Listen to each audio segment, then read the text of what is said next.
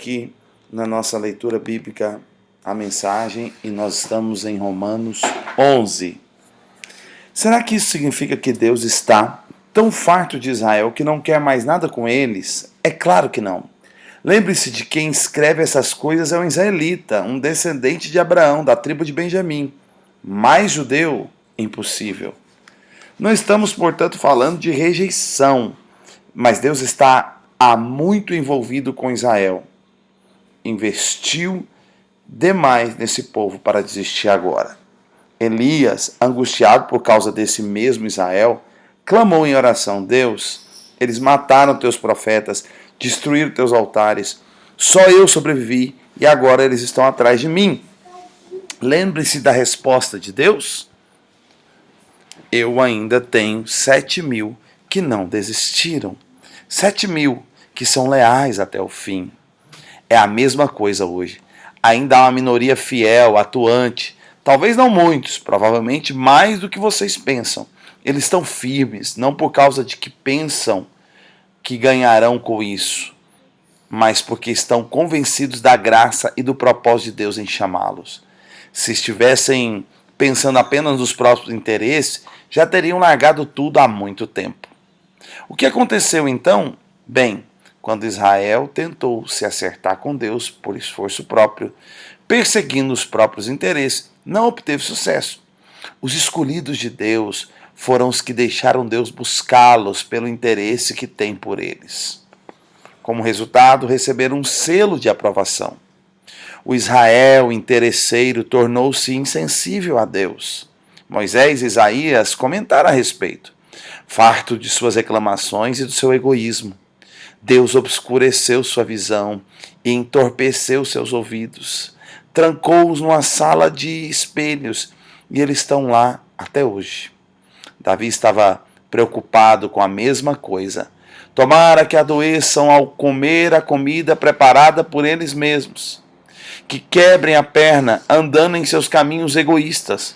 Tomara que fiquem cegos ao contemplar seus espelhos. Que tenham úlceras ao brincar de Deus. A próxima questão é: os judeus foram derrotados? Excluídos para sempre? A resposta é um enfático não. Ironicamente, eles deixaram a porta aberta quando saíram, e os de fora entraram. O resto, vocês sabem, os judeus começaram a pensar que talvez tivessem perdido uma coisa boa. Mas se a saída deles impulsionou essa migração mundial de não-judeus para o reino de Deus, imagine o efeito da volta deles. Que lindo retorno será! Mas não quero continuar falando deles. São vocês, os de fora, que me preocupam. Minha tarefa pessoal se concentra nos chamados de fora. Por isso me esforço ao máximo quando estou entre meus parentes israelitas, os chamados de casa, esperando que eles percebam o que estão perdendo e queiram se envolver com o que Deus está fazendo. Se a queda deles iniciou essa migração em escala mundial, sua recuperação produzirá algo ainda maior, uma volta em massa para casa. Se a primeira coisa que os judeus fizeram, ainda que prejudicial para eles, resultou no bem de vocês, pense no que acontecerá quando eles acertarem o passo. Tudo isso provém de uma raiz santa, plantada e cuidada por Deus. Se a raiz principal da árvore é santa, há espaço para frutos santos. Alguns ramos foram podados e vocês, ramos de oliveira selvagem, foram enxertados. Mas o fato de vocês serem alimentados pela raiz santa, rica em nutrientes, não os autoriza a tripudiar sobre os ramos podados. Lembre-se de que vocês não estão alimentando a raiz. Ela é que está alimentando vocês.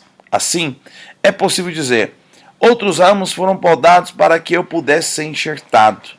Muito bem, mas eles foram podados porque eram dispensáveis, não mais ligados pela fé e pelo compromisso com a raiz. A única razão pela qual vocês estão na árvore é porque o enxerto de vocês pegou quando creram e porque vocês estão ligados à raiz que nutre a fé. Por isso, não fiquem vaidosos, sejam humildes e prontos em relação à raiz que os mantém verdes e vivos. Agora, se Deus não pensou duas vezes para podar os ramos naturais, por que hesitaria em cortar vocês?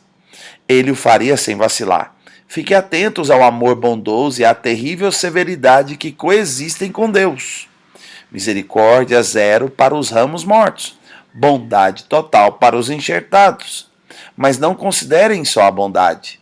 No momento em que virar ramo morto, vocês serão cortados. E não se sintam superiores aos ramos podados que caíram ao chão. Se eles saírem do estado de morte, poderão muito bem ser enxertados outra vez. Deus pode fazer isso. Ele é capaz de enxertos milagrosos. Porque se ele pôde enxertar vocês, ramos cortados de uma árvore qualquer, numa das árvores do pomar, ele não terá dificuldade de enxertar de volta a árvore de origem, ramos que cresceram nela. Alegrem-se por estar na árvore e esperem o melhor para os outros. Quero ser o mais claro possível, amigos. O assunto é complicado.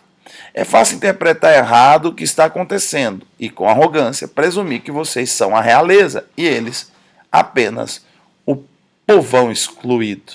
Mas não é assim. Essa dureza da parte de Israel em relação a Deus é temporária e tem efeito de permitir o acesso de todos que estão de fora, de modo que, por fim, a casa se encha. Antes do fim de tudo, haverá um Israel aperfeiçoado. Está escrito: um campeão virá das montanhas de Sião, e ele purificará a casa de Jacó. Esse é o meu compromisso com o meu povo, a remoção dos seus pecados.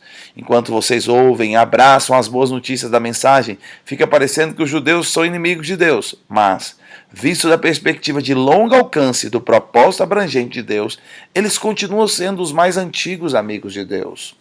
Os dons e o chamado de Deus têm garantia total, jamais são cancelados.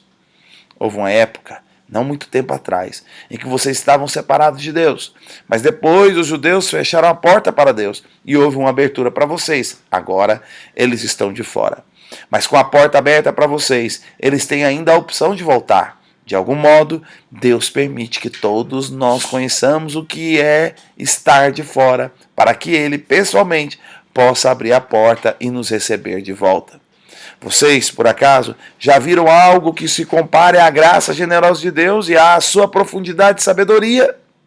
É algo acima da nossa compreensão, que jamais entenderemos. Alguém que possa explicar Deus? Alguém inteligente o bastante para lhe dizer o que fazer? Alguém que tenha feito a ele um grande favor ou a quem Deus tenha pedido conselho? Tudo dele procede. Tudo acontece por intermédio dele. Tudo termina nele. Glória para sempre. Louvor para sempre. Amém. Amém e amém. Como eu falei para vocês, Romanos 9, 10 e 11 é um hiato, é uma vírgula de reflexão sobre a escolha divina, sobre os eleitos, sobre a eleição de Deus. Então, o que acontece é que nós temos aqui uma expressão muito viva e prática de como Deus está lidando com essa escolha dele de salvar os de fora, produzindo, permitindo o endurecimento, entorpecimento da audição e da visão dos de dentro, que era Israel, para alcançar todos nós. E Paulo diz claramente que por causa da nossa fé para dentro de Cristo é que nós fomos enxertados na árvore do reino de Deus. Então nós devemos manter-nos na humildade, não nos tornarmos vaidosos diante daqueles que não receberam essa salvação. Aqueles que não receberam essa salvação, nós devemos ser misericordiosos e dizer: Senhor, se nós que não merecíamos, não buscávamos, fomos achados, muito mais nós queremos que todos aqueles que um dia buscaram também sejam achados. Agora, o ponto central dessa meditação profunda, elegante, gloriosa, de Romanos 9, 10 e 11, sobre a escolha divina, a predestinação, sobre a eleição de Deus. Aqui, a coisa mais importante, eu gosto de me deter, a essência, ao fio do raciocínio do apóstolo e do Espírito Santo aqui junto com o apóstolo.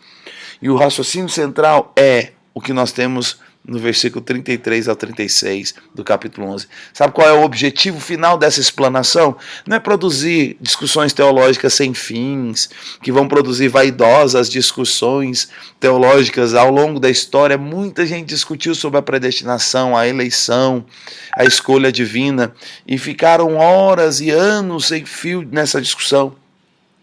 O alvo não é esse. O alvo é produzir adoração. O alvo é produzir isso aqui, ó. Ninguém explica Deus. Quem é inteligente bastante que possa dizer o que ele pode fazer? Quem é grande demais para Deus pedir conselho? Tudo procede dele, é por intermédio dele, é para ele, termina nele. Sabe qual é o objetivo final de você meditar na soberana escolha de Deus por você? Se você está ouvindo essa palavra, lendo esse texto, é porque você é um dos escolhidos para ser salvo. A gente fica preocupado, e o que não foi escolhido? Não preocupe com isso. Preocupe em saber que você foi escolhido e se alegrar e adorar, porque Ele sabe o que faz. Ele é soberano, Ele é grandioso, Ele é sempre eterno, Ele sabe todas as coisas, ninguém pode explicá-lo, e ninguém é inteligente bastante para poder aconselhá-lo, ninguém é grande o suficiente para Ele poder receber orientação. Tudo procede dele, tudo acontece por intermédio dele, tudo termina nele. Sabe quando você medita na soberania de Deus e que Ele sendo soberano, Ele sendo Deus, Ele sendo o soberano, Ele te escolheu, Ele te achou. Não foi você que estava procurando Deus, não foi você que estava correndo atrás de Deus, foi Deus que estava correndo atrás de você e te achou. Ninguém por si só era capaz de se colocar enxertado nessa árvore do reino de Deus, mas Ele miraculosamente foi lá e te achou. O povo dele que se envaideceu, que foi escolhido por um tempo para cumprir um propósito, se envaideceu, endureceu-se por um tempo. E se a dureza de Israel produziu salvação, uma migração mundial de pessoas para o reino dos céus, imagina o dia que Israel se humilhar, se quebrantar e receber essa salvação. É isso que Paulo termina raciocinando. Se a dureza de Israel produziu uma migração mundial para o reino dos céus, quando Israel se quebrantar e receber o Messias, vai ser uma explosão de salvação sobre a terra, sobre o universo. Meditar sobre a escolha soberana de Deus. É o que nós fizemos no capítulo 9, 10 e 11. Meditar sobre a predestinação, meditar sobre os escolhidos, que somos nós, é para produzir, no final das contas, humildade e adoração, e saber que Ele é Deus, Ele é soberano, Ele é dono de toda a ciência, sabedoria e poder. Ele é Deus e Ele é Senhor, e Ele nos escolheu. Sobre a predestinação, sobre a escolha de Deus e o livre-arbítrio. Muitas pessoas me perguntam, eu termino esse comentário de Romanos 11 com a seguinte alegoria.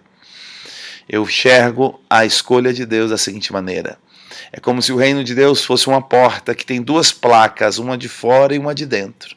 E do lado de fora está escrito assim na placa, livre-arbítrio.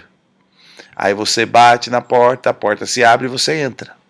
Quando você fecha a porta do lado de dentro do reino de Deus, tem uma outra placa escrito, escolhido. Com essa ilustração eu encerro esse raciocínio para te dizer, você está de dentro da casa e do lado de dentro tem uma placa escrito, você foi escolhido. Aleluia, porque você foi escolhido. Agora lembra outra coisa. É a misericórdia a base e a fonte da escolha. Nunca se esqueça disso. Deus te escolheu com base na sua misericórdia. Agora eu quero que você saiba de uma coisa. Nem todo o ouro de todos os bancos centrais do planeta se comparam com a riqueza da misericórdia de Deus. Em Efésios, Paulo diz que ele é rico, sendo rico em misericórdia, por causa do seu grande amor. Quero te falar uma coisa, quando Deus fala de ser rico, ele é rico de verdade. Na cabeça de pessoas simples, rico é quem mora num sobrado. Mas eu quero te falar, quando Deus fala de riqueza, riqueza é riqueza. É riqueza. E Deus é rico em misericórdia. Sabe o que é riqueza de Deus? É uma floresta que até hoje a humanidade nem conhece todos os produtos maravilhosos da floresta amazônica. Sabe o que é a riqueza de Deus? É o oceano. Até hoje o ser humano não consegue desenvolver sondas para conhecer todas as riquezas do oceano. Deus é rico em misericórdia. Então presta atenção. Se você teme que algum querido seu talvez não tenha sido escolhido, saiba que Deus, com base na sua misericórdia, o Senhor escolhe alguém. Então eu solicito a tua misericórdia para que escolhas meu pai, meu avô, meu tio, meu amigo, meu primo, meu vizinho, aquele pelo qual estou orando. Agora sabe de uma coisa, só o fato de você estar intercedendo e orando por alguém já é um grande sinal que ele tenha sido escolhido por Deus. O Senhor abençoe muito. A Ele, pois, a glória eternamente e somente a Ele. Amém.